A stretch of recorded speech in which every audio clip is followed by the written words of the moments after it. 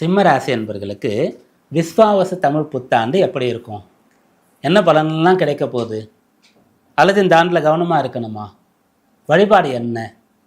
இப்படியான தகவல்கள் இருக்குது. அதெல்லாம் ஒவ்வொன்றாக நம்ம பார்க்கலாம். முதல்ல உங்களுடைய ராசிக்கு குரு பகவான் ரொம்ப சிறப்பான இடத்துக்கு வரார். ரொம்ப சாதகமாக இருக்கிறது. 11ஆம் பாவத்திற்கு குரு வருவது அற்புதமான ஒரு விஷயம். அந்த 11ன்னு சொல்லக்கூடிய அந்த ஸ்தானம் என்ன கொடுக்கும்னு கேட்டால், எதெல்லாம் நம்ம விரும்புகிறோமோ அதெல்லாம் கொடுக்கும். இந்த கற்பக விருட்சம்னு சொல்லக்கூடிய ஒரு விருட்சம் இருக்கிறது. அந்த விருட்சத்திற்கு கீழே நம்ம இருந்து எதை நினைக்கிறோமோ அது கொடுக்கும். கேட்டு கொடுக்கறது ஒன்று, நினைக்கும் போதே கிடைக்கிறது எவ்வளோ பெரிய ஒரு அம்சம். அப்படியாக அந்த 11ஆம் இடத்தை கற்பக விருட்சம்னு சொல்லலாம். அதனால் நீங்கள் என்னெல்லாம் நினைக்கிறீங்களோ அதெல்லாம் உங்களுக்கு கிடைக்கணும். இந்த குரு அந்த இடத்துல இருக்கார். அதனால் நீங்கள் எதெல்லாம் உங்களுடைய ஆசைகளோ, எதெல்லாம் உங்களுடைய லட்சியமோ, கொள்கையோ, கோலோ, இலக்கோ அதெல்லாம் அடைய போகிறீங்க. உள்ளுவதெல்லாம் உயர் உள்ளல். பெருசாக நினைங்க, ரொம்ப பெருசாக ஆசைப்படுங்க. எதுக்காக நான் இந்த பெருசாக நினைங்க அப்படின்னு சொல்கிறேன்னா, பெரிய விஷயம் கிடைக்கிறதுக்கு எப்பயும் கொஞ்சம் டைம் ஆகும். சின்ன விஷயம்னா உடனே கிடச்சிரும். எனக்கு ஒரு பழம் வேணும்னா உடனே கிடச்சிரும். எனக்கு ஒரு பெரிய மரத்தில் அப்படியே பழங்கள் கொத்து கொத்தாக காய்ச்சி தொங்கணும், அப்படிப்பட்ட ஒரு மரம் வேணும்னா அது வளரணும். அப்போது நான் என்ன சொல்கிறேன், உங்களுக்கு ஒரு பழத்தை கேட்காதீங்க, ஒரு மரத்தை கேளுங்கள். ஒரு மரத்திற்கு, ஒரு விருட்சத்திற்கு நீங்கள் ஆசைப்படுங்கள் அப்படின்னு நம்ம சொல்கிறோம். எதனால் சொல்கிறோம்? மற்ற ஆண்டுகோள்கள் உங்களுக்கு நேரடியாக சாதகமாக இல்லை. அதனால் ஒருவேளை நீங்கள் கேட்டு உடனே கிடைக்கக்கூடிய நிலையில் பொருள் கிடைத்துட்டாலும் கூட அதை தக்க வைத்து கொள்வது கஷ்டம். குரு என்ன பண்ணுவார்? கேட்குறத கொடுப்பார். தக்க வச்சுக்கிறதும் காப்பாற்றிக்கிறதும் நல்ல இடத்துல அதை கொண்டு போய் வைக்கிறதும் உங்கள் பொறுப்பு தானே. அவரால் கொடுக்க தானே முடியும். அப்படி குருபவனத்தில் நீங்கள் கேட்குறத என்ன பண்ணணும்னு சொன்னால், இம்மீடியட்டாக இன்றைக்கே வேணும்னு கேட்காதீங்க. இந்த ஆண்டு நான் படிக்கிறேன், படித்து முடித்து அடுத்த ஆண்டு எனக்கு கேம்பஸில் இன்டர்வியூ வேலையில் நான் போய் உட்காரணும், செலக்ட் ஆகணும் அப்படின்னு கேளுங்க. இப்போ நான் பிஸ்னஸ் ஸ்டார்ட் பண்ண போகிறேன், நான் ரொம்ப கஷ்டப்படுறேன், ரொம்ப உழைக்கிறேன், எல்லா வகையிலும் சிக்கனமாக இருக்கிறேன், 2 பேரை வேலைக்கு போட்டு அவங்க செய்கிற வேலையை நான் ஒரு ஆளே செய்கிறேன், ஆனால் அடுத்த வருஷம் பிக்கப் ஆகிடணும், 1 வருஷம்தான் டைம் அப்படி சொல்லுங்கள்.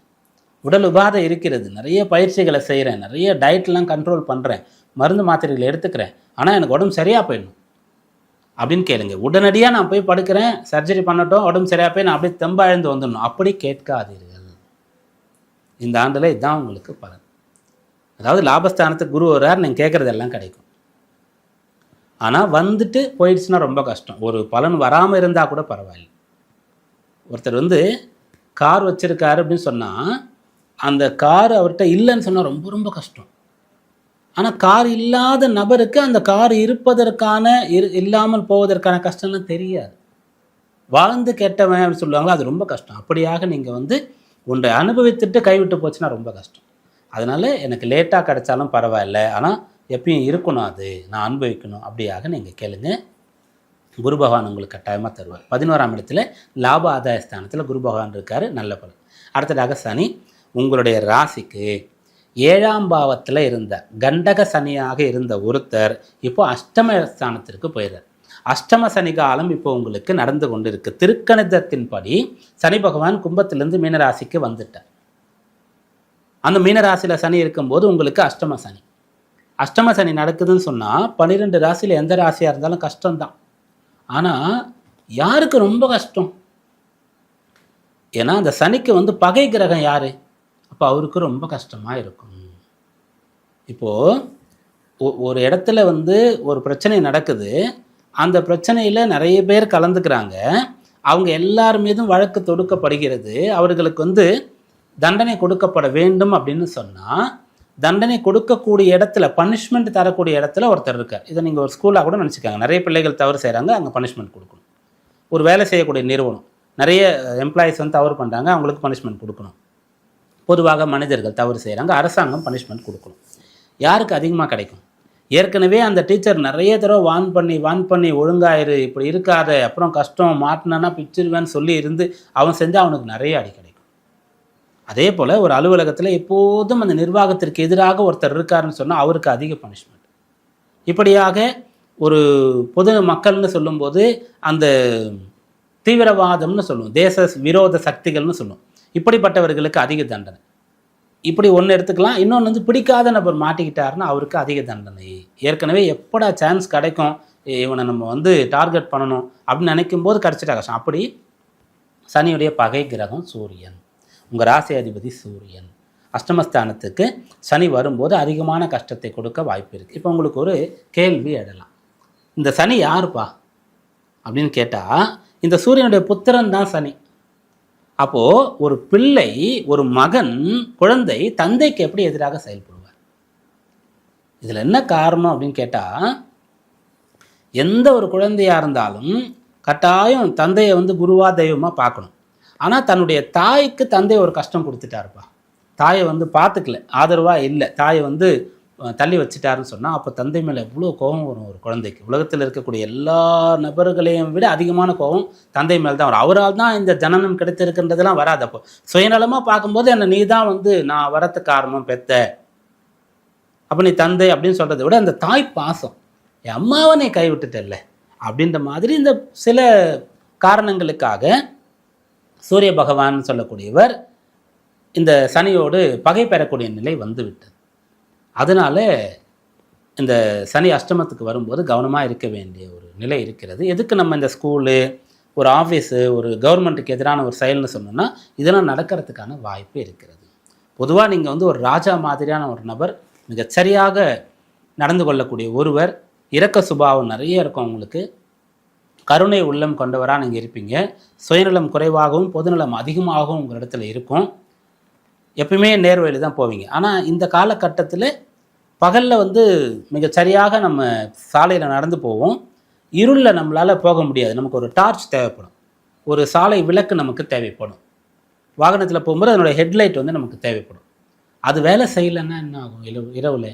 அப்படியான ஒரு காலமாக இது இருக்குது. இது வந்து இரவு காலம், இருள் காலம் உங்களுக்கு, அந்த சனியுடைய அஷ்டம சனி காலம். அப்போ நீங்கள் என்ன பண்ணணும்னா பயணத்தை நிறுத்தி விடக்கூடாது. அஷ்டம சனிங்க சிம்மராசிக்காரர்கள் ஒன்றுமே செய்யாதீங்க அப்படின்னு சொல்லிட்டா அது வந்து ஒரு ஜோதிடருக்கோ, ஜோதிட சாஸ்திரத்திற்கோ, ஒரு குருவுக்கோ அழகில்லை.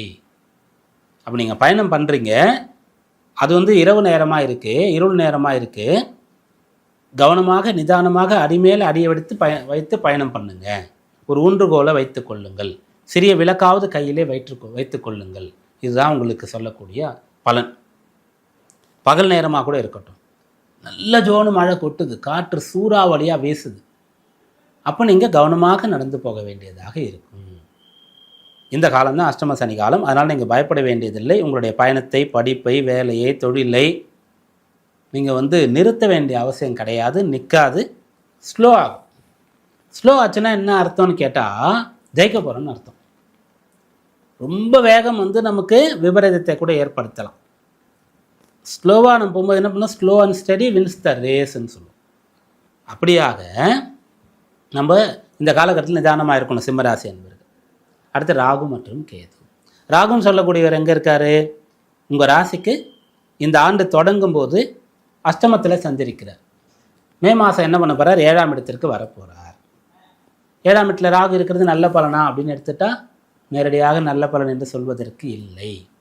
7 ராகு வரும்போது பிள்ளைகளாக இருந்தால் பிடிவாதம் வரும், படிப்பில் கவனம் இருக்காது, விளையாட்டில் தான் ஆர்வம் இருக்கும், வேலை பண்ணுறவங்களுக்கு வந்து நிர்வாகத்திற்கு எதிராக செயல்படக்கூடிய ஒரு நிலை இருக்கும், பிஸ்னஸ் பண்ணுறவங்களுக்கு தவறான வழியில் சீக்கிரம் சம்பாதிக்கணும்னு எண்ணம் வரும், பருவ வயதில் இருந்தால் அடிக்ஷன்ஸ், தீய பழக்கங்கள் மீது விருப்பமானது உண்டாகும், திருமணமானவர்களுக்கு வாழ்க்கை துணையை விடுத்து பிறர்பால் ஈடுபாடு, ஆசைகள் உண்டாகக்கூடிய அம்சம். இதெல்லாம் ரொம்ப கவனமாக நீங்கள் இருந்தீங்கன்னு சொன்னால், மாட்டிக்கொள்ளாமல் இருக்கீங்கன்னு சொன்னால் பிரச்சனை கிடையாது. கேது பகவான் வந்து 2லிருந்து ராசிக்குள்ளே வராரு. அப்படி ராசிக்குள்ளே கேது வரக்கூடிய காலகட்டம்னு சொல்லும்போது சஞ்சலம், டிஸ்டர்பன்ஸ் உங்களுக்கு இருக்கும். அதிலிருந்து நீங்கள் விலகி இருந்தால் போதுமானது. கேதுவை ஞானகாரகன், மோட்சகாரகன் நம்ம சொல்கிறோம். அப்போ கேதுன்னு சொல்லும்போது நீங்கள் வந்து ஒரு மகானுடைய மனநிலையில் இருந்தால் எல்லாம் இங்கே சரியானது, சமமானதுன்னு நினைக்கணும். நடந்து போயிட்டு இருந்தால் நமக்கு வந்து சாலையில் ஒரு ஸ்பீட் பிரேக்கர் இருக்குது, பள்ளம் இருக்குது, மேடு இருக்குன்னா கஷ்டம். ஃப்ளைட்டில் போகிறவங்களுக்கு இதை வாரியார் சுவாமிகள் அற்புதமாக சொல்லுவார். நடந்து போகிறவனுக்கு தானே பள்ளம் மேடு, 10,000 அடிக்கு மேலே போகிறவனுக்கு பள்ளம் எது மேடு எது, எந்த வித்தியாசமே கிடையாது. அப்படி பாரபட்சம் பார்க்காம நீங்கள் இருக்கணும். நல்லவர்களாக நீங்கள் இருக்க வேண்டியது அவசியம். நல்ல எண்ணத்தோடு நீங்கள் இருக்க வேண்டியது அவசியம். இவை இருந்தால் கேது உங்களுக்கு ராசியிலிருந்து கெடுதலை ஏற்படுத்த மாட்டார்.